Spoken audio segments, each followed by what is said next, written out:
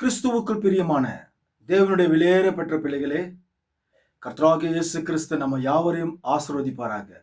God bless you பிரியமானவர்களே. இந்த Christ revelation the message 353வது முறையாக யூடியூபின் வழியாய் செய்தி அளிக்கும்படியாய் பரிசுத்த ஆவியானவர் செய்த கிருபைக்காக பரிசுத்த ஆவியானவரை கோடி கோடியாக ஸ்தோத்திரிக்கிறேன். இந்த செய்தியானது பாவம் உனக்குள் உள்ளது என்பதை குறித்து தான் நாம் பார்க்க போகிறோம். பாவம் எனக்குள் உள்ளது, பாவம் உனக்குள் உள்ளது, இல்ல பாவம் எனக்குள் உள்ளது என்பதை குறித்து தான் பரிசுத்த வேதாகமத்திலே பரிசுத்த ஆவியானவர் ஏற்கனவே பேசியிருக்கிற வார்த்தைகளை தான் அதே பரிசுத்த ஆவியானவர் அவருடைய வார்த்தைகளை குறித்து பேச போகிறார். ஏன்னா என்னுடைய வார்த்தை எதுவுமே இல்லைல்ல, வேதத்தில் இருக்கிறது தான் உங்கள்கிட்ட எடுத்து காமிக்க போறேன். என்ன ஒண்ணு, வேதத்தில் இருக்கிற வார்த்தைகள் நீங்க என்னதான் படிச்சாலும் சாத்தான் உங்க கண்ணெல்லாம் மறைச்சிருவான். ஆனா வேதத்துல தான் இருக்கும். நம்ம என்னைக்காவது எடுத்து காமிக்கும் போது ஆமாப்பா இருக்குதுப்பா அப்படி யோசிப்போம் நம்ம. ஏன்னா என்னுடைய அனுபவத்துல நிறைய பேர் நான் சந்திச்சு பேசும்போது அவங்க இப்படிதான் சொல்லுவாங்க, இத்தனை வருஷமா படிக்கிறேன் பைபிள், நான் இருக்கு இந்த வார்த்தை நான் பார்த்ததே இல்லைன்னு. இந்த வார்த்தை அவன் பார்க்கல, சாத்தான் மறைச்சிருவான் கண்ணை, உங்களால படிக்க முடியாது. பரிசுத்த ஆவியானவர் யார் மூலியமாவது அவருடைய வார்த்தையை இந்த பாரு இங்க இருக்குது பாருன்னு சொல்லி வெளிப்படுத்தி வேதத்திலிருந்து காண்பிக்கும் போது தான் அப்போதான் உங்க மண்டையில உரைக்கும், அது வரைக்கும் உரைக்காது. புரியுதுங்களா? அதனால அவருடைய வார்த்தைகளை குறித்து அவர் பேச போகிறதை முழுமையாய் பாருங்கள். பாவம் உனக்குள் உள்ளது, இல்ல பாவம் எனக்குள் உள்ளது என்பதை குறித்து தான் நாம் பார்க்க போகிறோம். சரிங்க, இன்றைய நாட்களிலே, இன்றைய கடைசி நாட்களிலே, நவீன இந்த உலகத்திலே, சாத்தானுடைய ஏதேன் என்னும் இந்த உலக தோற்றத்திலே ஏராளமான கிறிஸ்தவர்கள் இருக்கிறார்கள். இந்த உலகம் முழுசும் நான் பேசுறேன். ஏராளமான கிறிஸ்தவர்கள், இப்ப இந்தியாவை பத்தி, தமிழ்நாட்டை பத்தி, சென்னையை பத்தி நான் பேசுறேன். ஏராளமான கிறிஸ்தவர்கள் இருக்கிறாரு இப்ப இந்த சென்னையில. இந்த ஏராளமான இருக்கிற இந்த சென்னையில நிறைய ரெவரண்ட் பாஸ்டர்கள், PhD பட்டம் படித்தவர்கள், டாக்டர் பட்டம் படித்தவர்கள், இல்ல படிக்காத பாஸ்டர்கள், இப்படி அநேக, நான் கிறிஸ்தவர்களுக்காக பாஸ்டர்களை குறித்து ஒரு கிறிஸ்தவனை குறித்து பேசுறேன். நிறைய பாஸ்டர்கள் இருக்கிறாரு இப்ப இன்னைக்கு சென்னையில, தமிழ்நாட்டுல அப்படின்னு நீங்க பார்க்க போனாக்கா மோகன் சி லாசர், அந்த சகோதரன், அருமையான சகோதரன் அவர் இருக்கிறாரு. அருமையான பால் தினகரன், அருமையான சகோதரன் இருக்கிறாரு. ஏஜி சபை மூத்த பாஸ்டர் மோகன் பாஸ்டர், அருமையான பாஸ்டர் அவர் இருக்கிறாரு. அப்புறம் ஏசிஏ சபை பாஸ்டர், மிகப்பெரிய பாஸ்டர். இவங்க எல்லாம் பெரிய பெரிய பணக்கார பாஸ்டர், செல்வாக்குள்ள பாஸ்டருங்க. இன்னும் சொல்லிக்கொண்டே போலாம். சிபிஎம் பாஸ்டர்ஸ் இருக்கிறாங்க. அப்புறம் மாரநாத சபை பாஸ்டர்ஸ் இருக்கிறாங்க. இன்னும் சின்ன சின்ன சபை பாஸ்டர்ஸ் இருக்கிறாங்க.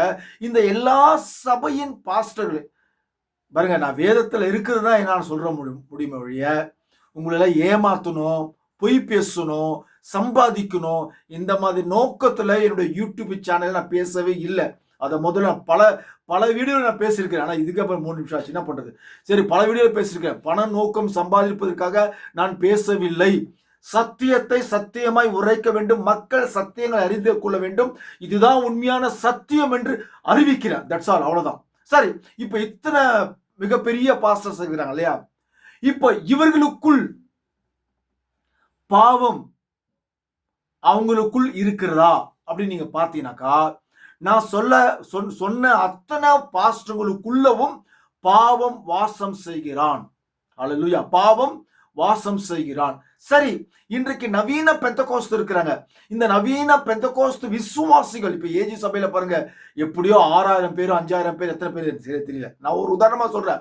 5000 பேர் இருக்கலாம், 4000 பேர் இருக்கலாம், எத்தனோ, ஒரு எக்ஸாம்பிள் 5000 பேர் வச்சுங்களேன், எக்ஸாம்பிள் நான் சொல்றேன். சென்னையில இப்ப இந்த 5-6 விசுவாசிகள், ஏஜி சபையில போற விசுவாசிகள் பாத்தீங்கன்னாக்கா அத்தனை பேருக்குள்ளவும் பாவம் உள்ளத்திலே வாசம் செய்கிறான்.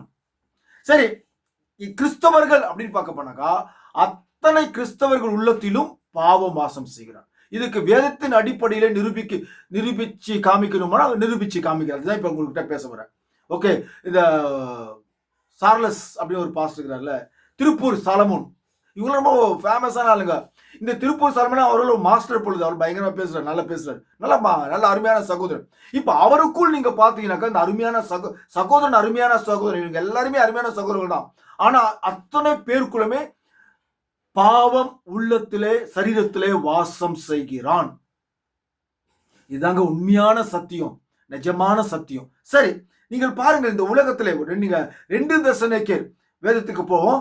2 தெசலோனிக்கேயர் 2ஆம் அதிகாரம் 3-4 இதை நீங்க முழுசா வாசிங்க. நான் இது முழுசா என்னால இதனுடைய பொருள் அடுக்கத்தை, இதனுடைய மறைப்பொருளை, விளக்கத்தை ஏற்கனவே கொஞ்சம் கொடுத்துருக்கிறேன். இது ஃபுல்லா கொடுக்க முடியாது, ஏன்னா அது ரொம்ப பெரிய சப்ஜெக்ட். ஏன்னா கொஞ்சம் அரை மணி நேரம் 3/4 மணி நேரம் பேசினா ஓரளவுக்கு 1-2 பேர் பார்ப்பாங்க. 1.25 ஹவர் 1 ஹவர் 2 ஹவர் பார்த்தாக்கா பெந்தகோஸ்து கிறிஸ்தவர்கள் காமனா பார்க்க முடியாது. மனவாட்டியே பார்க்கறது இல்ல, மனவாட்டியும் சொல்லுவாங்க, ஆனா மனவாட்டியே பார்க்கறது இல்லை. ஏன்னாக்கா அந்த மனவாட்டிக்கு அவங்க பாஸ்டர் பேசுறதுதான் கேட்பாங்க, வெளிநாட்டுல இருந்து யாரா பேசுனா கேட்பாங்க, இல்ல நார்த் சைட்ல இருந்து வந்தா கேட்பாங்க. இந்த சாதாரணமா இருக்கிற இந்த அதை என்ன சொல்றது, சுவிசேஷகர் யாரா பேசுறவங்களாம் கேட்க மாட்டாங்க. ஏன்னாக்கா அவங்களுக்கு அது பிடிக்காது மனவாட்டிக்கு. அவங்க பாஸ்டர்ஸ் இல்ல ஃபாரினர், ஏன்னா வெள்ளக்காரங்க பிறந்தவங்க பொழுது அப்படிதான் 2-3 பேர் என்கிட்ட சொன்னாங்க. அதை வச்சு உங்களுக்கு சொல்றேன். சரி, ஓகே, அது போட்டோம். அதனால தயவு செஞ்சு இந்த சத்தியம் ரொம்ப மிகப்பெரிய சத்தியம். நான் சுருக்கமா சொல்றேன் உங்கள்கிட்ட, ஓகேங்களா? நீங்க நல்லா கவனிங்க. 2 தெசலோனிக்கேயர் 2ஆம் அதிகாரத்துல 3-4 நீங்க பாருங்க. அதுல ஒரே ஒரு வசனத்தை மாத்திரம் நான் அதுல இருந்து எடுத்துடுறேன். விசுவாச துரோகம் முந்தி நேரிட்டு கேட்டின் மகனாகிய பாவ மனுஷன், அப்படி ஒரு வசனம் இருக்கும். விசுவாச துரோகம் நல்லா புரிஞ்சுக்கணும். பாவம் எனக்குள் உள்ளது, பாவம் உனக்குள் உள்ளது. அப்போ இந்த பாவம் பாவம் சொல்லக்கூடிய அந்த எழுத்து, அதனுடைய மறைப்பொருள், அதனுடைய வெளிப்பாடு என்னன்னு கேட்டாக்கா, நான் பல வீடியோல பேசியிருக்கிறேன், இருந்தாலும் இது கொஞ்சம் வித்தியாசமா இருக்கும். வார்த்தைகள், தேவனுடைய சத்தியங்கள். பாவம் என்பது அவிவிசுவாசம். அந்த அவிவிசுவாசம் தான் பாவம். நல்லா புரிஞ்சுக்கோங்க தயவு செஞ்சு. அவிவிசுவாசம் தான் பாவம். இப்போ இங்க இந்த வசனத்துல விசுவாச துரோகம் முந்தி நேரிட்டு கேட்டின் மகனாகிய பாவ மனுஷன் அப்படி இருக்குது. இது சுருக்கமா சொல்ல போனாக்கா, இந்த கேட்டின் மகன் இந்த கடைசி நாட்களே மனவாட்டிகள் மறுரூபப்படுத்தி எடுத்துக்கொண்டு போன பிற்பாடு, அதுக்கப்புறம் தான் கேட்டின் மகன் இந்த உலகத்துல வெளிப்படுவான். அதுவும் எங்க வெளிப்படுவான் கேட்டாக்கா, அவன் வெளிப்படும் அந்த நாட்களிலே, அப்போ எந்த போப் இந்த உலகத்துல ஆட்சி செய்கிறாரோ கிறிஸ்தவர்களை, அந்த போப்புக்குள்ள அந்த விசுவாச துரோகம் பாவ மனுஷன் அவனுக்குள் வாசம் செய்து இந்த உலகத்தை ஆட்சி புரிவான். இவ்வளவுதான். அதுக்கப்புறம் நிறைய சப்ஜெக்ட் இருக்குது, என்னால சொல்ல முடியாது. அதுக்கப்புறம் எவ்வளவு நடக்க போகுது. சரி, இதுக்கெல்லாம் முன்னால இந்த பாவ மனுஷன் முதல் பிகினிங்ல அவன் எங்க தோற்றம் அளித்தான்? நல்லா புரிஞ்சுக்கணும். வசனம் சொல்லுது பாருங்க, பாவ மனுஷன் சொல்றதா இல்லையா? பாவ ஆவி, பாவம் சாத்தான் அப்படிலாம் சொல்ல. பாவ மனுஷன், விசுவாச துரோகம் முந்தி நேரிட்டு கேட்டின் மகனாகிய பாவ மனுஷன். யாரது? பாவ மனுஷன். இந்த விசுவாச துரோகம் எங்க பிகினிங்ல முந்தி நேரிட்டது என்று நீங்கள் வேதத்தில் நீங்கள் ஆராய்ச்சி பண்ணி பார்ப்பீர்கள் சொன்னால், ஆதியாகமம் எழுதின புத்தகத்திலே 3ஆம் அதிகாரத்திலே நீங்கள் 1 நீங்கள் அப்படியே வாசிக்க போனா 7ஆம் வசனம் 8ஆம் வசனம் வரைக்கும் நீங்க வாசிக்க போனா, அங்கதான் விசுவாச துரோகம் முந்தி நேரிட்டது. அங்கதான் பிகினிங். அந்த பிகினிங்ல பாத்தீங்கன்னாக்கா, ஏதேன் என்னும் தோட்டத்திலே, தேவனுடைய தோட்டத்திலே விசுவாசம் அவிவிசுவாசம் இது 2 தாங்க பிகினிங்ல இருந்தது. இன்னும் சொல்ல போனாக்கா, விசுவாசம் அவிவிசுவாசம் இது இல்லாமலே இருந்தது பிகினிங்ல. இன்னும் சொல்ல போனாக்கா, இது 2மே இல்லாமலே இருந்தது. இது எப்போ ஆரம்பிச்சது அப்படின்னு வேதத்துல நீங்க பாத்தீங்கன்னாக்கா, தேவன் முதல் பிகினிங்ல ஆதியாகமம் 16:17 ஒரு நியாயப்பிரமாணத்தை கர்த்தர் ஆதாமுக்கு கொடுக்கிறார். பிகினிங்ல ஃபர்ஸ்ட் நியாயப்பிரமாணத்தை கர்த்தர் ஆதாமுக்கு கொடுக்கிறார். அந்த நியாயப்பிரமாணத்தை முடித்த உடனே அங்க ஆரம்பிக்குது விசுவாசமும் அவிவிசுவாசமும். அங்கதான் ஸ்டார்ட் ஆகுது பிகினிங்ல. இந்த உலகத்திலே நீங்க பாத்தீங்கன்னாக்கா, தேவனுடைய குமாரன் ஆதாம், தேவனுடைய குமாரத்தி ஏவா, இந்த 2 பேர் அதுக்கப்புறம் வந்துட்டாங்க. ஆதியாகமம் இந்த புத்தகத்துல 2ஆம் அதிகாரத்துல நீங்க ஃபுல்லா வாசிக்க போனாக்கா, 7ஆம் வசனத்திலே ஆதாமை உருவாக்குறாரு, ஃபர்ஸ்ட் சிருஷ்டிக்கிறாரு, உருவாக்குறாரு. அப்புறம் அது கீழே அப்படியே வாசித்தீங்கன்னாக்கா ஏவாள உருவாக்குறாரு. இவங்க 2 பேரும் தேவனுடைய தோட்டத்துல இருக்கிறாங்க. இந்த 2 பேருக்குமே தேவனுடைய தோட்டத்துல இந்த என்ன சொல்றாருன்னு கேட்டீங்கன்னாக்கா, ஃபர்ஸ்ட் பிகினிங் ஆதாமுக்கு என்ன சொல்றாருன்னு கேட்டாக்கா 2:16 வாசிக்கிறோம். ஆதியாகமம் 2:16. தேவனாகிய கர்த்தர் மனுஷனை நோக்கி, நீ தோட்டத்தில் உள்ள சகல விருட்சத்தின் கனியை புசிக்கவே புசிக்கலாம், ஆனாலும் நன்மை தீமை அறியத்தக்க விருட்சத்தின் கனியை புசிக்கும் நாளில் சாகவே சாவா என்று கட்டளையிட்டார். இது பலமுறை வாசித்து காமிச்சிருக்கிறேன். இருந்தாலும் இது கண்டிப்பா இந்த உலகம் அழியும் வரைக்கும் இதை குறித்து பேசிக்கினே இருக்கணும். இந்த உலகம் அழியும் வரைக்கும். ஆனால் தேவனுடைய வார்த்தை ஒரு காலம் அழியாது, மறையாது. அது நிரந்தரமாக ஜீவனுள்ளதாகவும் உயிருள்ள வார்த்தையாகவும் இவைகள் இருக்கிறது. நான் வாசித்த வார்த்தைகள். ஆகவே தேவன் ஆதியாகமம் 2ஆம் அதிகாரத்தில் 16:17 நன்மை தீமை அறியத்தக்க விருட்சத்தின் கனியை புசிக்கும் நாளிலே சாகவே சாவா என்று கட்டளை கொடுத்தார். இந்த ஆதாம் ஏவாளுக்கு அந்த கட்டளை கொடுத்துட்டார். இது கொடுத்த பிற்பாடுதான் இப்போ அந்த நியாயப்பிரமாணம் தோன்றின பிற்பாடுதான், அந்த நியாயப்பிரமாணம் தோன்றின பிற்பாடுதான் விசுவாசமா அவிசுவாசமா பாருங்க. 2 பேர் தான் இருக்கிறாங்க. இங்க கொலையோ விபச்சாரமோ கொலையோ இல்ல பலவிதமான பாவத்துடைய தன்மைகளோ எதுவுமே இல்லை. ஆதாம் ஏவாள் 2 பேர் தான் இருக்கிறாங்க. ஆனா இவங்க பாவம் செய்தாங்க. ஃபர்ஸ்ட் பிகினிங்ல இவங்க விசுவாசம் இவர்களுக்குள்ளாக பல வருஷங்களாக இருந்தது. விசுவாசித்து தேவனுடைய வார்த்தையிலே நீடித்த நாட்களாய் நீடித்த வருஷங்களாய் இவர்கள் நாம் செத்துப்படுவோம், நம்ம சாகாம இருக்கணும்னாக்கா நன்மை தீமை கனியை அறிந்து கொள்ள கூடாது என்று இவர்கள் பல நாட்களாக வாழ்ந்து கொண்டிருக்கிறார்கள். விசுவாசத்தோடு தேவனுடைய வார்த்தை மேலே முழு விசுவாசத்தோடு ஜீவித்துக் கொண்டிருந்தார்கள். ஆனால் நான் வாசித்தேன் இல்லையா, 2 தெசலோனிக்கேயர் 2ஆம் அதிகாரம் 2 தெசலோனிக்கேயர் 3:4 விசுவாச துரோகம் முந்தி நேரிட்டு கேட்டின் மகனாகிய அந்த கேட்டின் மகன் சாத்தான் அந்த ஏதேன் தோட்டத்துல இருந்தான். அந்த ஏதேன் தோட்டத்துல ஏவாளை சந்தித்து பல உரையாடினான். ஆதியாகமம் 3ஆம் அதிகாரம் 1 தயவு செஞ்சு உங்களை கெஞ்சி கேட்கிறேன். 8ஆம் வசனமோ 10ஆம் வசனமோ 7ஆம் வசனமோ இது வரைக்கும் நீங்க வாசிங்க. வாசிச்சீங்கன்னாக்கா ஏவாளுக்கும் சாத்தானுக்கும் என்ன உரையாடல் நடந்தது அப்படின்றது உங்களுக்கு இருக்கும். அங்கே தான் முதல் பிகினிங்ல பாவ மனுஷனாகிய சாத்தான், அவன் யார் தெரியுமா? அவன் தான் அவிசுவாசிய முதல்ல. ஆனால் பிகினிங்ல ஃபர்ஸ்ட் பரலோகத்திலேயே பாவம் ஏற்பட்டது. நம்ம அதை குறித்து நான் பேச வரல, இந்த பூமியை இருக்கிற குறித்து தான் பேச வரேன். 2வது இந்த பூமியில மனுஷிகள் இருக்கிற இந்த இடத்துல விசுவாச துரோகம் அங்கேதான் ஏற்பட்டது.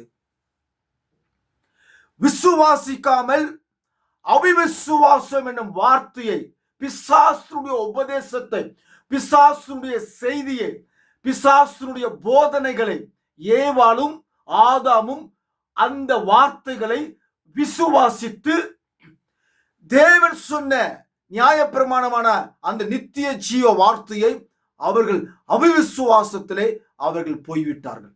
இதுதாங்க முதல். ஆக அவிசுவாசம் என்பது பாவம்.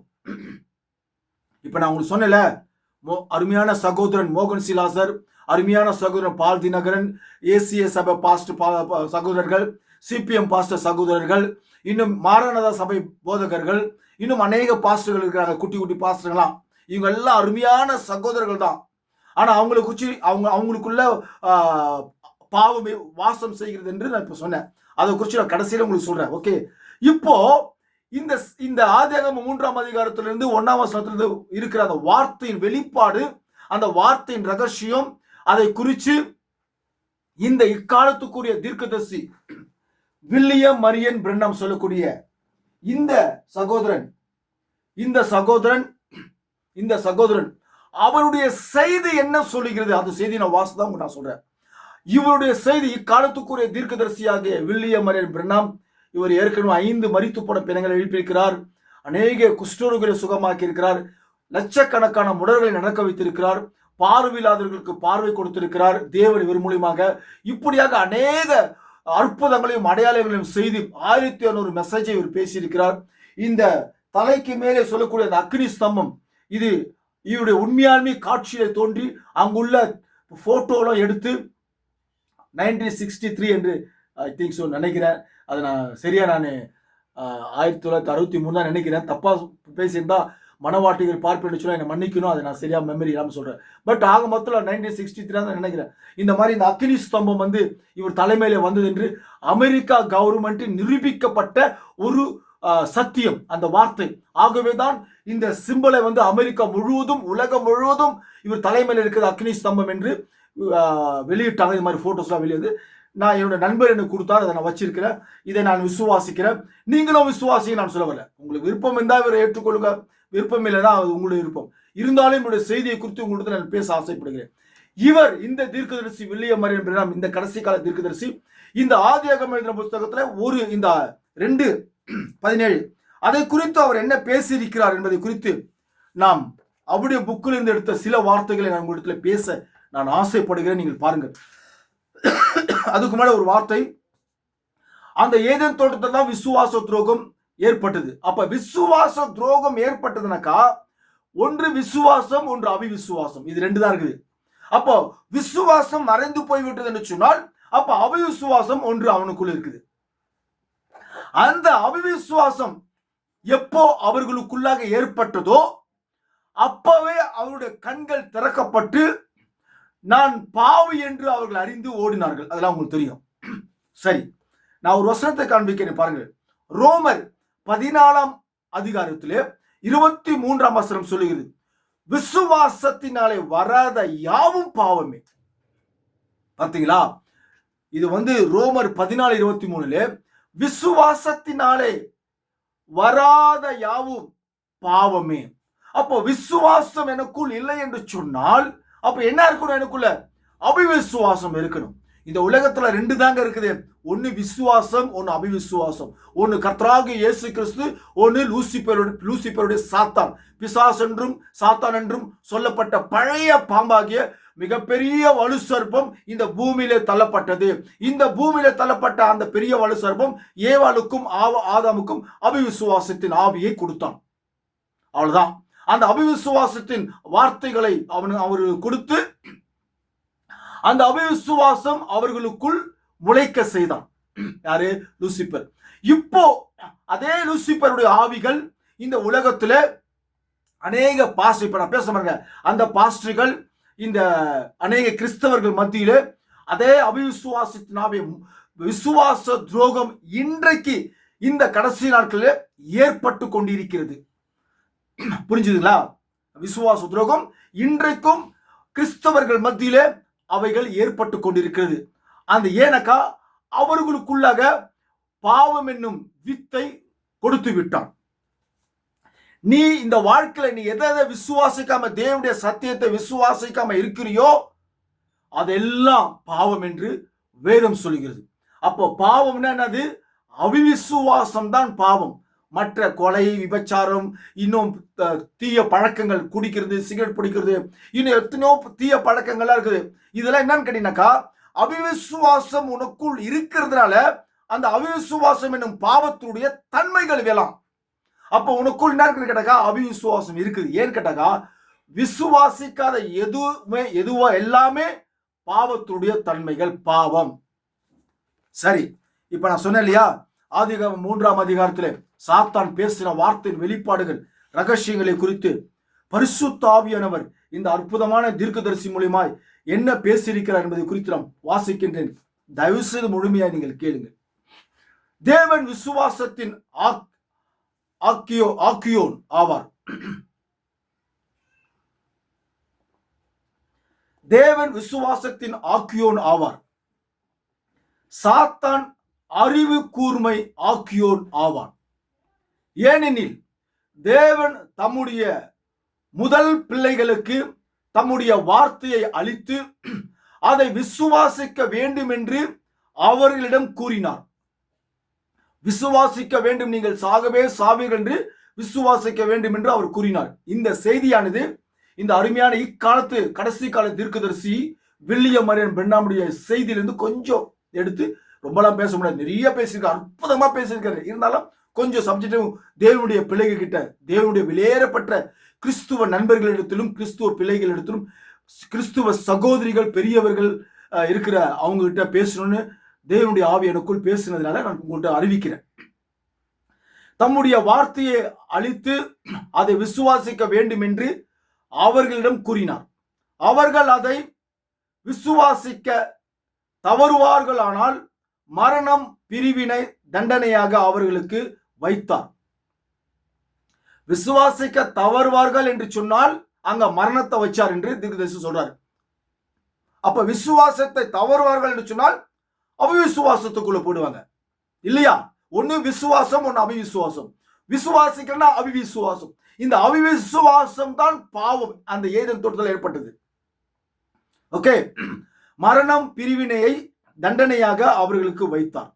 பின்னர் சாத்தான் அங்கே வந்து ஏவாளுக்கு அறிவு கூர்மையை அளிக்க முயல்கிறான். நீங்க ஆதியாகமம் 3ஆம் அதிகாரம் 1 ஃபுல்லா வாசிங்கன்னு பேசின்னு இருக்கிறேன். அதுதான் சொல்றேன். அதெல்லாம் வாசிக்க நேரம் பத்தாது. அதனுடைய மறைப்பொருளையும் அதனுடைய வெளிப்பாடுகளை குறித்துதான் தீர்க்கதரிசி வில்லியம் மரியன் பெர்னாம் தீர்க்கதரிசி என்ன சொல்லியிருக்கிறார் என்பதை குறித்து அவங்களோட பேசுறேன். சில நண்பர்கள் இந்த உலகத்திலே சாத்தானுடைய ஆவியினாலே இவர் உண்மையான தீர்க்கதரிசி அல்ல, இவர் போலி மனுஷன், இவர் மிகவும் தீமையானவர், கெட்ட மனுஷன் அப்படின்னு சொல்லிட்டு நான் ஒரு சில வீடியோல நான் பார்த்திருக்கிறேன். அதெல்லாம் பார்க்கும்போது மனுஷே கஷ்டமா இருக்குது. பாருங்க, நல்லா புரிஞ்சுங்க, உண்மைக்கு எங்குமே காலம் இல்லை. ஒரு உண்மையான மனுஷன் உங்க கம்பெனில நீங்களே உண்மையான மனுஷனா உங்க கம்பெனில வேலை செய்ய நினைச்சீங்களா, அங்க நமக்கு வேல்யூ இல்லை. ஆனா உண்மைதான் ஜெயிக்கும் கடைசியில. அது போல ஒரு உண்மையான பாஸ்டர், உண்மையானே கர்த்தருக்கென்று ஒருத்தர் உண்மையா உத்தமமா ஊழியம் செய்யறாரு சொன்னாக்கா அங்க ஆத்துமாவே வராது.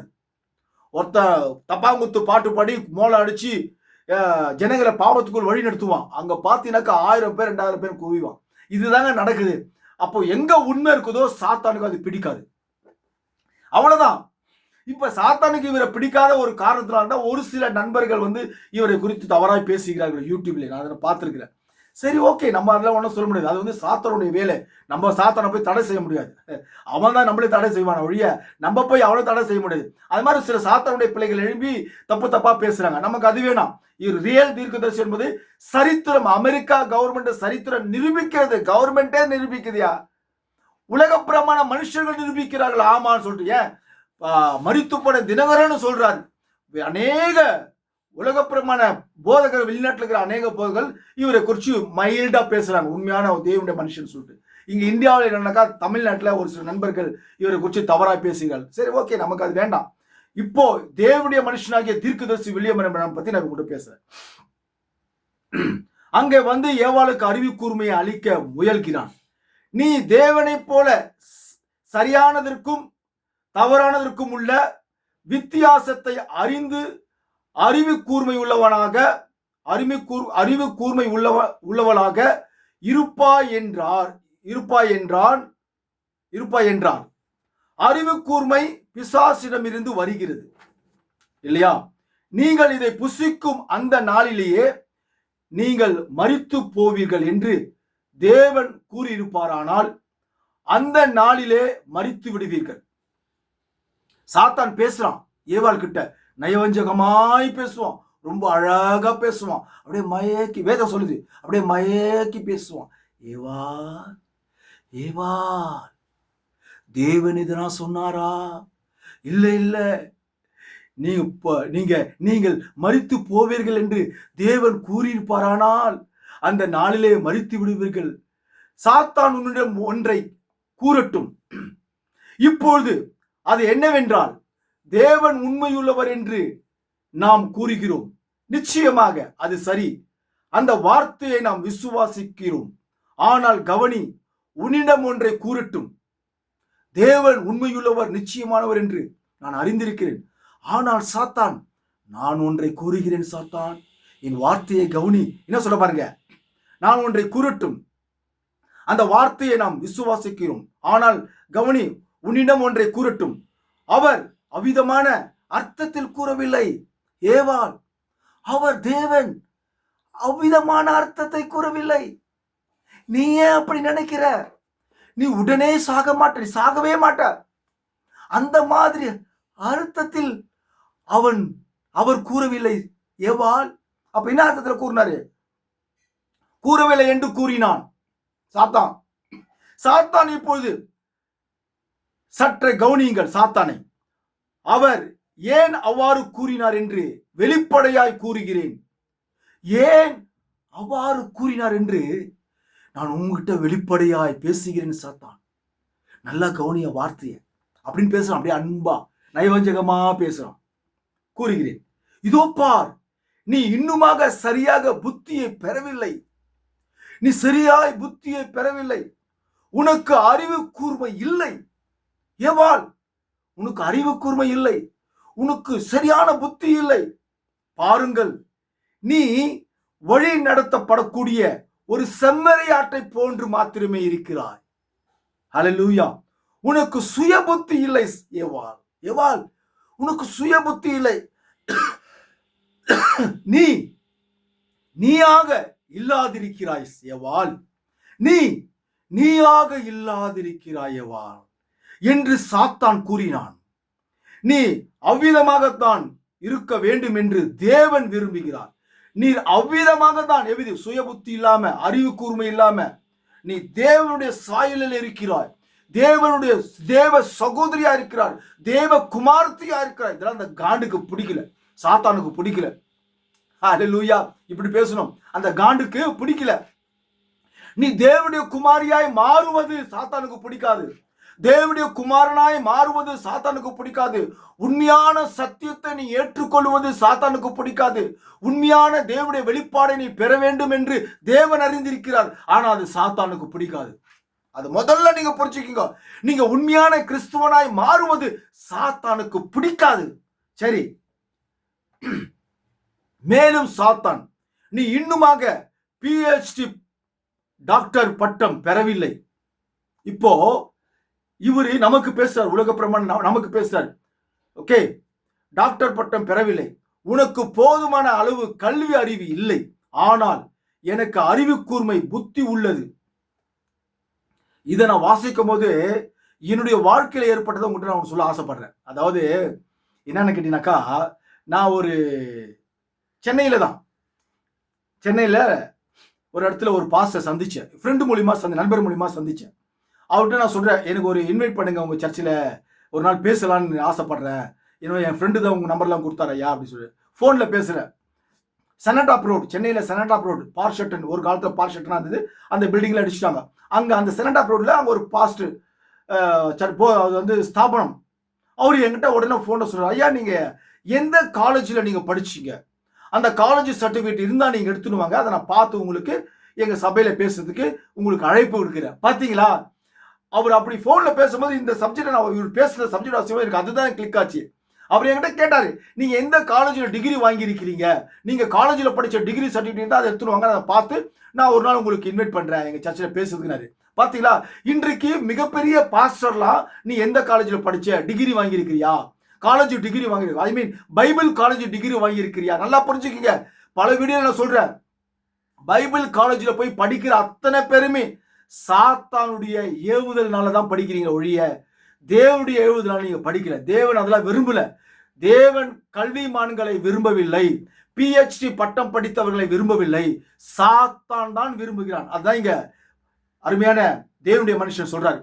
டாக்டர் பட்டம் பெறவில்லை, உனக்கு போதுமான அளவு கல்வி அறிவு இல்லை, ஆனால் எனக்கு அறிவு கூர்மை புத்தி உள்ளது, நான் அதை நிரூபிக்க போகிறேன். இப்பொழுது பார், உனக்கு சரியான எது தவறு என்று கூட உனக்கு தெரியாது, அதை அறிந்து கொள்வது எப்படி என்று நான் உனக்கு காண்பிப்பேன் என்று கூறினான். இதைதான் அந்த ஸ்திரீயிடம் கூற வேண்டும் என்று விரும்பினான். பாத்தீங்களா, இததான் சாத்தான் வந்து அந்த ஸ்திரீயிடம் கூற வேண்டும் என்று விரும்பினான். எவ்வாறு அதை அறிந்து கொள்ள வேண்டும் என்று நான் உனக்கு காண்பிப்பேன். அல்லேலூயா. இந்த சாத்தான் தான் இன்னைக்கு அப்படிதான் பேசினுக்கிறான் ஒவ்வொரு பாஸ்டர்கிட்டையும். அதற்கு ஏவாள், நாங்கள் மரித்து போய் விடுவோமே எங்கள் ஆண்டவர் எங்களுக்கு சொன்னாரு, நீ புசிக்கும் நாளிலே சாகவே சாவீர்கள் என்று சொன்னாரு, நாங்கள் மரித்து போய் விடுவோமே, எப்படி நீ இப்படிலாம் பேசுற அப்படின்னு அவர் சொல்லியிருப்பான். நான் உங்களுக்கு சொல்றேன், மரித்து போய் விடுவோமே, இது தீர்க்கதரிசி வார்த்தை என்றால் அதற்கு அவன் நிச்சயமாக தேவன் அவ்விதமாக செய்ய மாட்டார். ஏவாள் இல்லை, ஏவாள் நிச்சயமாகவே தேவன் அவ்விதம் செய்ய மாட்டார். நீங்கள் தேவனுடைய குமாரத்தி ஏவாள், ஆதாம் தேவனுடைய குமாரன், எப்படி உங்களை சாகடிப்பார்? நிச்சயமாக அந்த ஒரு கோணத்தினாலே, அந்த ஒரு அர்த்தத்தினாலே தேவன் அப்படி பேசவில்லை. ஏவாள் உங்களை சாகடிக்க மாட்டார். ஏவாள் அறிவை பெற்றுக்கொள், ஞானத்தை பெற்றுக்கொள், PhD பட்டத்தை பெற்றுக்கொள், இப்படி எல்லாம் பேசியிருக்கிறான். அல்லேலூயா. அதான் மிக அழகாய் பேசினார் அவருடைய சத்தியத்துல. அதற்கு அவன் நிச்சயமாய் தேவன் அவ்விதமாய் செய்ய மாட்டார் ஏவாள், ஆனால் நீங்களும் கூட அறிவாளிகளாக ஆகிவிடுவீர்கள் என்பதை அவர் அறிந்திருக்கிறார். இது உண்மையை சொன்னான். பேயே உண்மையும் சொல்லுவான், பொய்யும் பேசுவான். அப்பதான் இன்னைக்கு இருக்கிற விசுவாசியில கவிழ்க்க முடியும். தந்திரம் உள்ளவன் அவர் அறிந்திருக்கிறார் என்று கூறினான். பாருங்கள், தேவனுடைய வார்த்தைக்கு எதிராக தன்னுடைய அறிவு கூர்மையை வைத்தல், இந்த அறிவு கூர்மையை வைத்தல், இதோ விசுவாசமும் அதற்கு எதிரான அறிவு கூர்மையும், இதோ அங்கே முதல் யுத்தம் நடந்தது. அல்லேலூயா. விசுவாசமும் அறிவு கூர்மை, அறிவு கூர்மை தான் அவிவிசுவாசம். நல்லா புரிஞ்சுக்குங்க. இன்னைக்கு PhD பட்டம் படித்திருக்கிற, டாக்டர் பட்டம் படித்திருக்கிற, நான் மிகப்பெரிய பாஸ்டர் அப்படிலாம் சொல்லுவாங்க. அறிவு கூர்மை, அவனுக்கு இந்த டாக்டர் பட்டம் கொடுத்தது யாரு? சாத்தான். தேவன் இல்ல, இயேசு கிறிஸ்து அல்ல, சாத்தான் கொடுத்த பட்டம். டாக்டர் பட்டம் யார் கொடுத்தது? சாத்தான் கொடுத்த பட்டம். டாக்டர் ரெவரண்ட் ஜோசப் அப்படின்னாக்கா நான் தேவனுடைய மனுஷன் இல்ல, நான் பிசாசின் மனுஷன். அல்லேலூயா. அறிவு கூர்மையை பிசாசு எனக்கு கொடுத்திருக்கிறான். அல்லேலூயா. நல்லா புரிஞ்சுக்கணும் தேவனுடைய பிள்ளைகளே. உண்மையான சத்தியத்தை அறிவிக்கிறேன். முதல் யுத்தம் நடந்தது, அப்பொழுது தேவனுடைய வார்த்தை உண்மையாக இருந்தது. அப்படி அசையாமல் தரித்து நின்றது. செய்யத்தக்கதாக என்ற காரியத்தை அவர்கள் செய்த போது அவர்கள் மரித்தார்கள். இப்பொழுது நீங்கள் பாருங்கள், வார்த்தை விதையானது அறிவு என்னும் சூழல் வளர முடியாதது. நல்லா புரிஞ்சுக்கணும். நீங்கள் பாருங்கள், வார்த்தை விதையானது அறிவு என்னும் சூழலில் வளர முடியாது. அது சாத்தானே. பாருங்கள், அறிவானது விசுவாசத்துடன் கலந்த உடனே சரியாக அந்த இடத்திலேயே விசுவாசமானது மரித்து விட்டது. ஹல்லேலூயா. அறிவானது, பாவமானது, அவிசுவாசமானது அவர்களுடனே கலந்த உடனே அந்த இடத்திலேயே, ஏதேன் என்னும் தோட்டத்திலேயே விசுவாசமானது மரித்து விட்டது. அப்ப என்னாச்சு? விசுவாசம் மரிச்சுனாக்கா அவிசுவாசம் உயிர் கொண்டது. அவர்கள் பின்புதான், இது நடந்த பிற்பாடு அந்த வார்த்தைகளை, அந்த உபதேசத்தை, அந்த சாத்தானுடைய எல்லாரும் எவ்வளோ பேசியிருக்காரு. மிக அற்புதமான தேவனுடைய குமாரன், தேவனுடைய மனுஷன், தீர்க்கதரிசி வில்லியம் மரியன் பிரணாமுடைய செய்தி அவ்வளவு அற்புதமா இருக்கிறது. ஆனா சாத்தான் சொல்றான், கேட்காதீங்க, அவரை ஏற்றுக்கொள்ளாதீங்க, அப்படியெல்லாம் இல்ல, இப்படிதான் அப்படி சொல்லி அறிவு கூர்மையான ரெவரண்ட் பாஸ்டர்கள் எல்லாம் இவரை மறுதலித்து சத்தியத்தை தள்ளிவிட்டு உங்களை அத்தனை பேருமே அவன் இருக்கும் இடத்துக்கு உங்களை கொண்டு போகிறான். அல்லேலூயா. தேவனுடைய விலையேற பெற்ற பிள்ளைகளே, விசுவாசம் அங்கதான் மரித்தது. அல்லேலூயா. ஏதேன் தோட்டத்திலே ஆதியாகமம் 3ஆம் அதிகாரத்திலே விசுவாசம் அங்கே மரித்து, அவிசுவாசம் எப்பொழுது அவர்களுடைய சரீரத்தில் உயிர் கொண்டதோ அப்பொழுதே ஏவாளுக்கு அந்த சாத்தான் லூசிபருடைய அவனுக்குள் இருக்கிற சகல விதமான இச்சையின் தன்மைகள், பாவத்தின் தன்மைகள், அவிசுவாசத்தின் தன்மைகள் முழுமையாக வார்த்தையின் மூலமாக, அவருடைய வார்த்தையின் மூலமாக ஏவாளுக்கு கொடுத்து, அங்க நான் சொல்லல, வேதம் சொல்லுது, அங்க ஆவிக்குரிய விஷயத்திலே அவள் கர்ப்பவதியானாள். அல்லேலூயா.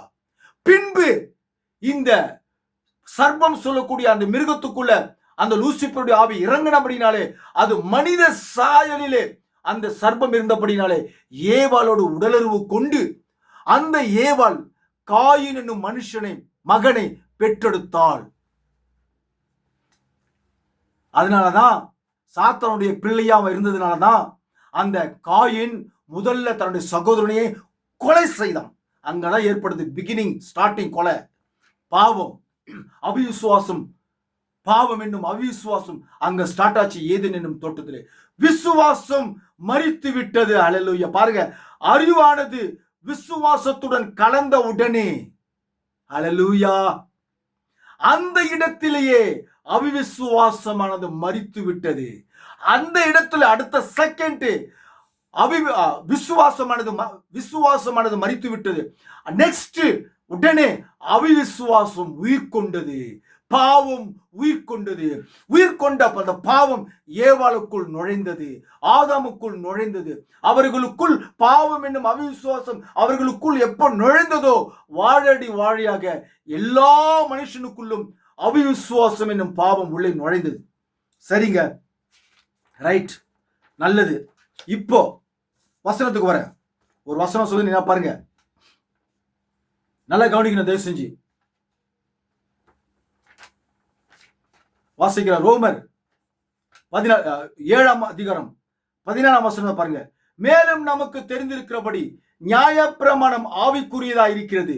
நானும் பாவத்துக்கு கீழாக விற்கப்பட்டு மாமிசத்துக்குரியவன் ஆகிறேன். இது புதிய ஏற்பாட்டுல பவுல் சொல்றாரு. இப்போ இந்த சப்ஜெக்ட நான் உங்களுக்கு ஆதியாகமம் புத்தகத்துல 3ஆம் அதிகாரத்துல கொண்டு போறேன். அங்க அவர்கள் ஏவாள் பாவத்துக்கு கீழே விற்கப்பட்டு சாத்தானுடைய அந்த உபதேசத்தை இப்ப வாசனை மறைப்பொருள், இந்த மறைப்பொருளுக்கு அவங்க விற்கப்பட்டாங்க. அல்லேலூயா. சாத்தானுக்கு விற்கப்பட்டாங்க. ஆவிக்குரிய மனுஷர்கள், தேவனுடைய குமாரத்திகள், தேவனுடைய மனுஷன், தேவ சாயலிலே இருந்து கொண்டிருந்த ஆதாமும் ஏவாளும் மாமிசத்துக்குரியவர்களாய் மாறிவிட்டார்கள். அல்லேலூயா. பார்த்தீங்களா? வசனமே சொல்லுது. என்ன சொல்லுது? அவர்கள் பாவத்துக்கு கீழாக விற்கப்பட்டார்கள்.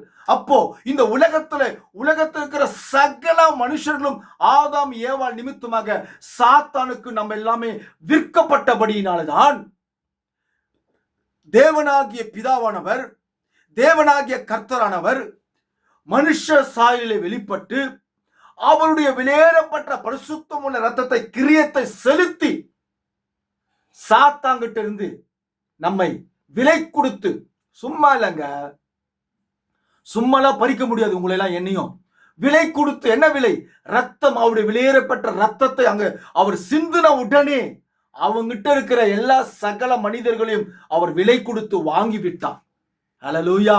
இப்ப நம்ம எல்லாருமே பாவத்துக்கு அடிமை, அவிசுவாசம் என்னும் பாவத்துக்கு அடிமையாகி மனுஷர் சாயலிலே அவனுக்கு விற்கப்பட்டபடினாலே அவர் மனுஷனாய் தோன்றி இயேசு கிறிஸ்து, தேவனாகிய இயேசு கிறிஸ்து, பிதாவாகிய இயேசு கிறிஸ்து, ஆவியா இருக்கிற இயேசு கிறிஸ்து மனுஷனாய் தோன்றி நம்மை ரத்தம் சிந்தி கிரயம் செலுத்தி நம்மை வாங்கி விட்டான். புரியுதுங்களா? முதல் நியாயப்பிரமாணம் ஏதேன் தோட்டத்தில் தோன்றது. அப்பதான் விசுவாசமும் அவிசுவாசம் கிரியை செய்ய ஆரம்பித்தது. நீங்கள் பாருங்கள் 17ஆம் வசனத்தை பாருங்கள். 17ஆம் வசனம் ரோமர் 7:17. ஆதலால் நான் அல்ல எனக்குள் வாசமாயிருக்கிற பாவமே அப்படி செய்கிறது. அல்லேலூயா. எனக்குள் வாசமாயிருக்கிற பாவமே. அப்ப இந்த உலகத்துல ஒவ்வொரு மனுஷனுக்குள்ளவும் பாவம் வாசம் செய்கிறது. அதாவது அவிசுவாசம் என்னும் பாவம் உன் உள்ளத்திலே வாசம் செய்கிறது. நான் தண்ணி அடிக்க கூடாதுன்னு முயற்சி பண்றேன். ஆனா நான் அல்ல, எனக்குள் இருக்கிற அவிசுவாசம் பாவம். தண்ணி அடிப்பா, இன்னைக்கு ஒரு நாள் மட்டும் தண்ணி அடிச்சிரியா, நாளிலிருந்து தெளிவா இருக்கிறோம். எனக்குள் இருக்கிற பாவம் சொல்லுது. ஒரு உண்மையான தேவனுடைய ஆவி சொல்லுது, விபச்சாரம் செய்யாத, சர்ச்சுக்கு போற, தேவனுடைய பிள்ளையா சர்ச்சுக்கு போற, பக்கத்துல அங்க பாக்குற ஒரு பொண்ணை பார்த்து சைட் அடிக்கிற, அந்த வாலிப பெண்ணை பார்த்து சைட் அடிக்கிற, அந்த வாலிப சகோதரி ஆண்டியை பார்த்து சைட் அடிக்கிற, அடிக்காத, தப்பு. ஒன்னு அந்த சகோதரி இந்த பையனை பார்க்குது, சர்ச்சுக்குள்ளவே நடக்குது. அது மனவாட்டியா இருக்கட்டும், அது மனவாட்டி இல்லாத சர்ச்சா இருக்கட்டும், சர்ச்சுக்குள்ளவே நடக்குது. அங்க இப்படி எல்லாம் நடக்குது. ஏன்? அங்க பாவம் உள்ள வாசம் செய்யுது. இப்படி நான் பார்க்க கூடாது, நான் முயற்சி பண்றேன். ஆனா எனக்குள் வாசம் செய்கிற பாவம் சொல்லுது, அதை நீ பாரு, அதை கரெக்ட் பண்ணு, பிக்கப் பண்ணு, வெளியே கூட்டிடுவா, மேட்ரை முடிச்சிரு. அல்லேலூயா. அவனுக்குள் இருக்கிற பாவம் சொல்லுது. சர்ச்சை விட்டு வெளியே வந்தோடனே அவன் பாவம் என்ன பேசுதோ, என்ன கற்பனையில கொண்டு வந்ததோ அதை முடிச்சிடறான். அப்புறம் முடிச்ச பிற்பாடு அவன் சொல்றான், ஐயோ நான் தப்பு பண்ணிட்டேனே, நான் செய்யக்கூடாது, நான் முயற்சி பண்ணினே, அந்த பாவத்துக்கு போகக்கூடாது முயற்சி பண்ணினே, விபச்சாரம் பண்ணக்கூடாது முயற்சி பண்ணினே, அந்த அருமையான தேவனுடைய சகோதரியை நான் பார்க்கக்கூடாது முயற்சி பண்ணினேன். அவன் சொல்றான், ஐயோ அந்த சகோதரனை பார்க்கக்கூடாது முயற்சி பண்ணினே, ஐயோ எனக்கு இருக்கிற பாவம் செய்ய வைக்குதே. அப்ப ஐயோ நான் ஏன் செஞ்சேன், எப்படி பண்ணேன், நான் ஏன் அதுக்காக பண்ணேன், இப்படி வருத்தப்படுறான். நான் அல்ல, எனக்குள் வாசமாயிருக்கிற பாவம் அப்படி செய்ய வைத்தது. ஏன்? அவிவிசுவாசம் என்னும் பாவம் உனக்குள் வாசம் செய்யுது. சரி, இப்ப நான் உங்களுக்கு வாசிக்கிறேன். ஆனால் நான் அல்ல, எனக்குள் வாசமாயிருக்கிற பாவமே. அதெல்லாம் உங்களுக்கு தலைப்பு செய்தி, தலைப்புல நான் போட்டேன், பாவம் உனக்குள் உள்ளது, பாவம் உனக்குள் உள்ளது. எனக்குள் வாசமாயிருக்கிற பாவம் அப்படி செய்கிறது. நீ ஒவ்வொரு தவறையும் செய்யும் போதெல்லாம் உனக்குள்ள பாவம் எனும் சாத்தான் உனக்குள் வாசம் செய்கிறான். சரி, இப்ப மோகன் சிலாசர், அருமையான விலையேறப்பட்ட சகோதரன், பால் தினகரன், சிபிஎம் பாஸ்டர்ஸ், இன்னைக்கு டி மோகன், இவங்களை குறித்து நம்ம பேசுவோம். பாவம் அவங்களுக்குள்ள எப்படி வாசம் செய்து பதர் நீங்க கேட்கலாம். நல்லா புரிஞ்சுக்கோங்க. ஏவாளும் ஆதாமும் தேவனுடைய வார்த்தையை விசுவாசிக்காமல் சாத்தானுடைய வார்த்தையை விசுவாசித்தார்கள். அப்போ சாத்தானுடைய வார்த்தையை விசுவாசித்தார்கள் சொன்னா தேவன் சொன்ன வார்த்தையை இவங்களை அவிசுவாசத்துக்குள் போயிட்டாங்க. அப்ப அது விசுவாசிக்கிற. அதே மாதிரிதான் இன்றைக்கு பரிசுத்த வேதாகமத்திலே, இந்த பரிசுத்த வேதாகமத்தில் அடங்கியிருக்கிற தேவனுடைய வார்த்தையை, கிறிஸ்துவனுடைய வார்த்தையை, கிருபையின் வார்த்தையை விசுவாசிக்காம இருக்கிற மொத்த பாஸ்டருக்குள்ளையும் பாவம் வாசம் செய்கிறது. இப்ப நான் வாசம் இல்லையா, எனக்குள் பாவம் வாசம் செய்கிறது என்று உங்களுக்கு வாசம் காமிச்சு இல்லையா,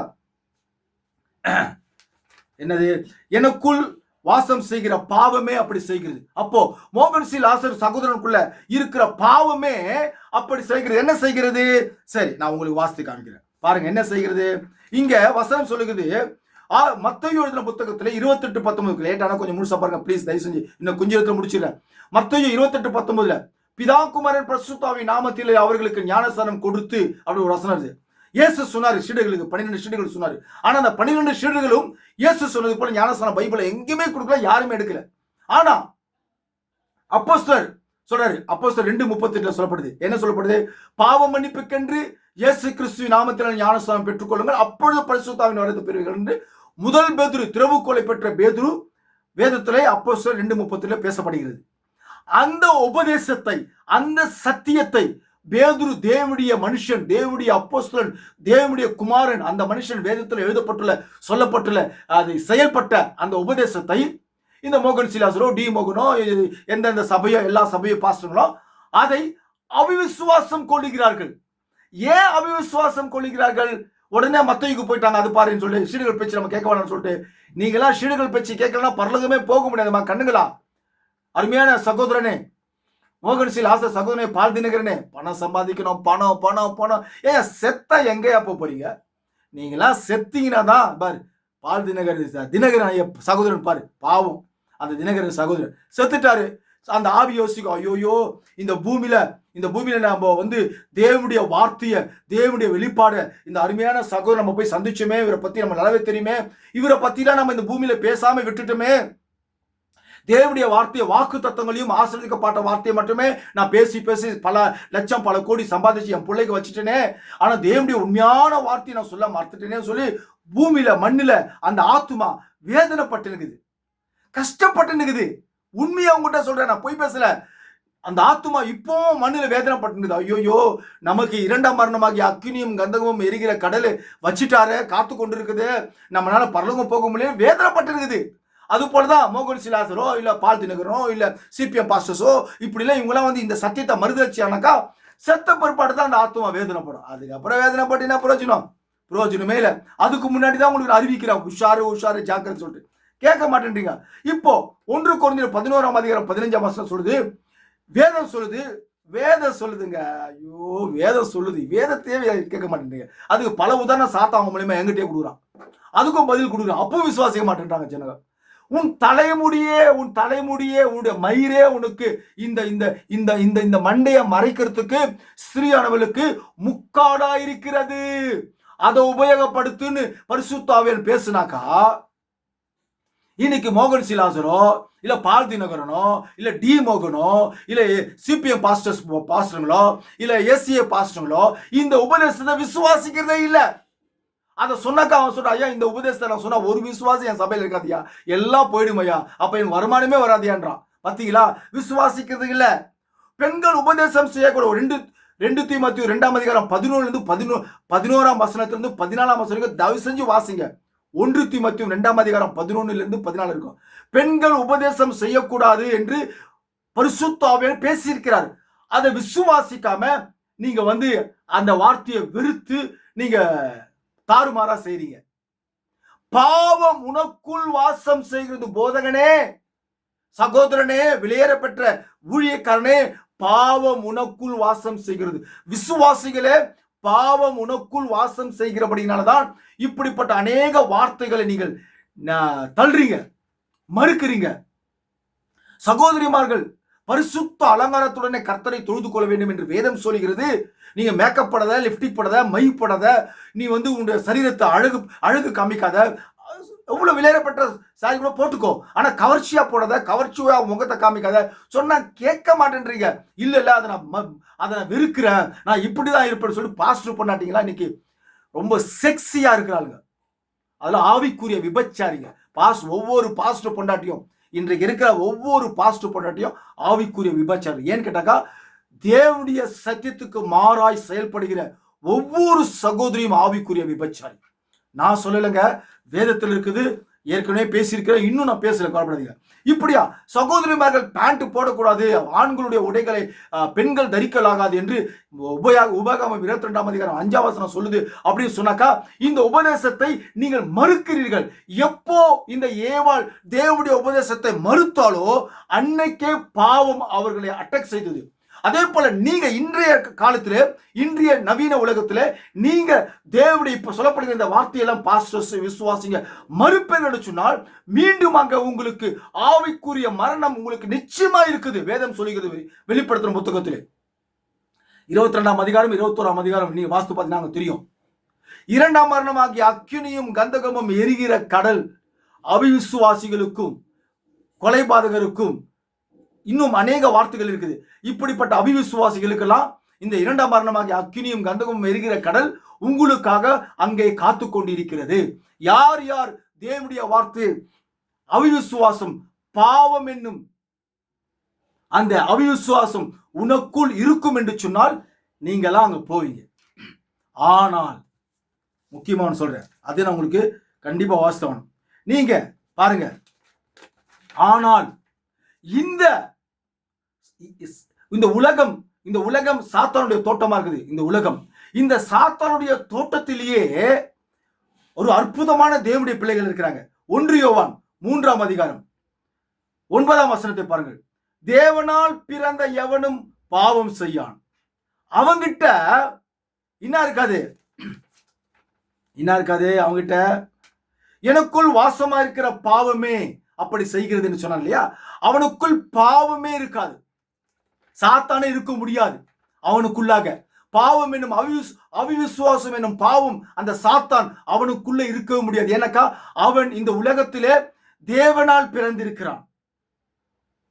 ஏனெனில் அவனுடைய வித்து அவனுக்குள் தரித்திருக்கிறது. ஹல்லேலூயா. அவருடைய கிறிஸ்துவுடைய இயேசு கிறிஸ்துடைய வித்து அவனுக்குள் தரித்திருக்கிறது. அப்ப எப்படி அவன் பாவம் செய்ய முடியும்? என்ன தரித்திருக்குது? இது சொல்லப்படுகிற சகல சத்தியமும் இவனுக்குள்ள தரித்திருக்கிறது. இந்த 7ஆம் தூதன் வில்லியம் மரியன் பிரணாம் தீர்க்கதரிசியினுடைய சகல சத்தியமும் அவனுக்குள்ள தரித்திருக்கிறது. அவனுக்குள்ள தரித்திருக்கிறதால அவனை அசைக்கவே முடியாது. ஆனால் இன்றைய நாட்களில் மனவாட்டி சில பேர் சொல்லுவாங்க, சில பேர் சொல்றது நான் கேட்கிறேன், சில பேர் சொல்லுவாங்க, அவங்க கூட பாத்தீங்கன்னாக்கா இவருடைய வார்த்தையை ஒரு சில வார்த்தையை விசுவாசிக்கிறது, ஒரு சில வார்த்தையை விசுவாசிக்கிறது, இப்படி ஒரு சில வார்த்தை விசுவாசிக்கிறது, ஒரு சில வார்த்தை விசுவாசிக்கிறதுல இந்த அவிவிசுவாசம் கொள்கிற மனவாட்டி என்ன பண்ணாங்கடா, இவர் 1200 மெசேஜ் சொல்லியிருக்கிறாரு. அங்க ஏதாவது சாத்தான பொறுக்கி இந்த பாருங்க இப்படி பேசியிருக்கிறாரு பாருங்க, அப்படி பேசியிருக்காரு, நம்மளுக்கு நமக்கு எடுத்து காமிப்பாங்க பாருங்க. எல்லாற்றையும் சத்தியத்தையும் விசுவாசிக்கணும். ஒரு டம்ளர் பாலில் ஏதாவது ஒன்று விழுந்துட்டாக்கா அந்த பால் கெட்டு போகுது. அது போலதான் இன்றைக்கு ஒரு மனுஷனுக்குள்ள ஒரு வார்த்தையை நீ விசுவாசிக்காம போனீங்க, ஒரு எழுத்தனை விசுவாசிக்காம போனா கூட உனக்குள்ள பாவம் என்னும் சாத்தான், அவிசுவாசம் என்னும் சாத்தான் உனக்குள்ள வாசம் செய்கிறான். ஹல்லேலூயா. அதை முதல்ல புரிஞ்சுக்கீங்க. இப்போ தேவனால் பிறந்தவன், அவருடைய வித்து அவனுக்குள் தரித்திருக்கிறது. அவன் தேவனால் பிறந்தபடியினால் பாவம் செய்ய மாட்டான், ஒரு காலம் பாவம் செய்ய மாட்டான். ஆனால் சில சமயங்களிலே அவன் பாவத்துடைய தன்மையை நிமித்தமாக இந்த உலகத்திலே அவன் விழுந்து விடுவான். உடனே அவன் எழுந்திருச்சு அறிக்கையிட்டு என்னை மன்னிங்க சப்பான் கதறி அழுவான். ஆனா இயேசுநாதர் என்ன நம்ம சொல்றாரு? உன் பாவத்தையே நான் எண்ணாமல் மறதியின் கடலிலே போட்டு விட்டேன். அருமை ஜோசப், நீ கவலையே படாத, நீ அதை பத்தி நீ கவலைப்படாத. அறிக்கையிட்டாயா, ரைட், முடிஞ்சு போச்சு, இனி பாவம் செய்யாது. அருமையான தேவனுடைய சகோதரி, அருமையான தேவனுடைய விலையேறப்பட்ட ஊழியக்காரனே, இனி பாவம் உனக்குள் இல்லாமல் இருக்க பார்.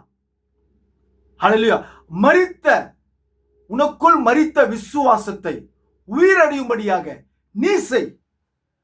அவிசுவாசம் என்னும் ஆவியை வெளியே தூக்கி போட்டு விசுவாசத்தை உள்ளே கொண்டு வா. அப்பொழுது பாரு, அங்க பயங்கரமா இருக்கும். தேவனுடைய இங்க ரோமர் 4ஆம் அதிகாரம் 20ஆம் வசனத்தை பாருங்க. ஆபிரகாமை பத்தி ஒரு வார்த்தை சொல்லிருக்கேன், முடிச்சிடுறேன். தேவனுடைய வாக்கு தத்துவத்தை குறித்து அவிசுவாசமாய் சந்தேகப்படாமல் இருந்தான். ஆபிரகாம் தேவனுடைய வாக்கு தத்துவத்தை குறித்து அவிசுவாசமாய் சந்தேகப்படாமல் இருந்தான். 100 வயசாச்சு, 90 வயசாச்சு, கேள்வி ஆயிட்டாங்க, கிழவன் ஆயிட்டாங்க, உறுப்புகள் வேலை செய்யல, சாராளுக்கு உறுப்புகள் வேலை செய்யல. இன்பம் உண்டாகுமோ? இன்பம் கூட உண்டாகாது. பால் மார்பலம் தொங்கி போச்சு, இங்க இருக்கிற மார்பு இங்க தொங்கி போச்சு. கேள்வி ஆயிட்டாங்க, உணர்ச்சி இல்ல, செக்ஸுவல் இல்ல, அவங்களுக்குள் ஏவாளுக்குள் ஒண்ணுமே இல்லை. ஏன் ஆதாம் எடுத்துக்க, ஆதாமுக்கு கூட ஒண்ணும் இல்லை, சோர்ந்து போட்டார், பீஸ் போச்சு, எல்லாம் பல்பும் பீஸ் போச்சு. ஆனால் அந்த பீஸ் பண்ண பல்ப் அந்த சரீரம் சொல்லுது, இல்ல, வாக்கு கொடுத்தார் என் தேவன். ஹல்லேலூயா. ஒரு நாள், ஹல்லேலூயா, புத்திர சுவீகாரம் உனக்கு உண்டு. ஹல்லேலூயா. கலங்காதே. ஹல்லேலூயா.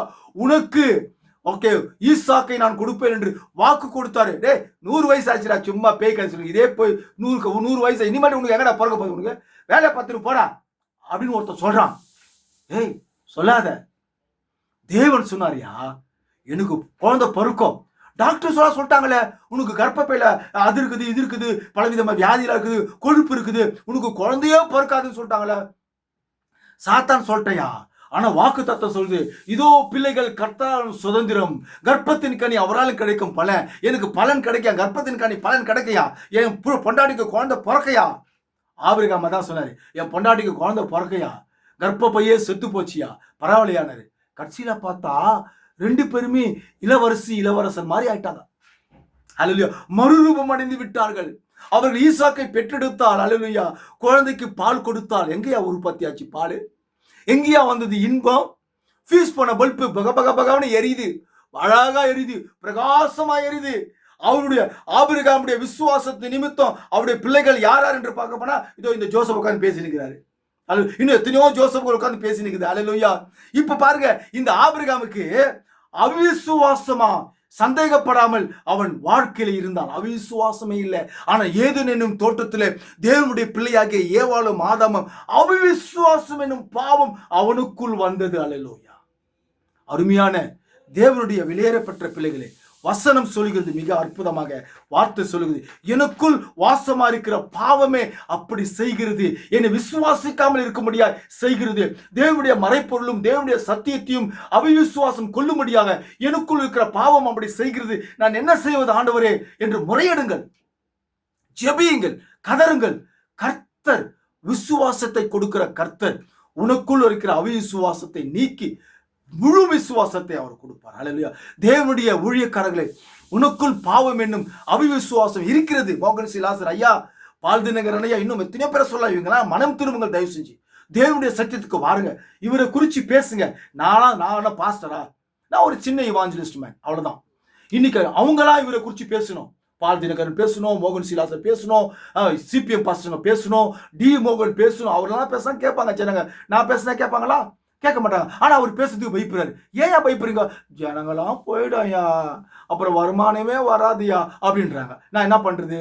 ஆகவே தேவனுடைய வெளியேறப்பட்ட பிள்ளைகளே, பாவம் என்னும் அவிசுவாசம் என்னும் அந்த ஆவியை உனக்குள் இருக்கும் என்று சொன்னால் ஜெபம் பண்ணி, கண்ணீரோட ஜெபம் பண்ணி, ஆண்டவரை கேளுங்க, நீக்கி போடுங்க. ஆண்டவரே, எனக்குள் விசுவாசம் உயிர்ப்பிக்கக்கூடிய ஆவியை எனக்குள் தாங்க, விசுவாசத்தை தாங்க என்று கேளுங்க. கர்த்தர் உங்களையும் என்னையும் கேட்டுக்கொண்டிருக்கிற அநேகரையும் நீங்க அநேகருக்கு அனுப்புகிற அப்படின்னாலே யாவரையும் கர்த்தர் ஆசீர்வதிக்கட்டும். God bless you பிரியமானவர்களே.